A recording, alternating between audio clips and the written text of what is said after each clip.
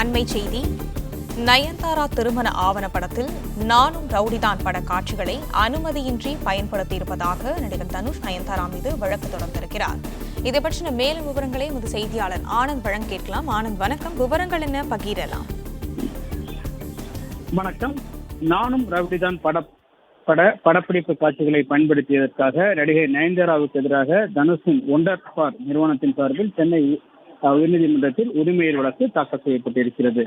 நடிகை நயன்தாரா தனது திருமண ஆவணப்படத்தில் நடிகர் தனுஷின் ஒண்டர் பார் நிறுவனத்தின் தயாரித்த நானும் ரவுடிதான் படத்தின் படக்காட்சிகளை அனுமதியின்றி பயன்படுத்தியதாக கூறி 10 கோடி ரூபாய் இழப்பீடு வழங்க வேண்டும் எனவும் நடிகை நயன்தாராவுக்கு தனுஷ் தரப்பில் வழக்கு நோட்டீஸ் அனுப்பப்பட்டிருந்தது. இந்த நோட்டீஸுக்கு பதிலளித்த நடிகை நயன்தாரா வெளியிட்ட அறிக்கையில் தமிழ் மட்டுமல்லாமல் தென்னிந்திய திரையுலகத்தில் பெரும் அதிர்வலைகளை ஏற்படுத்தியிருந்தது.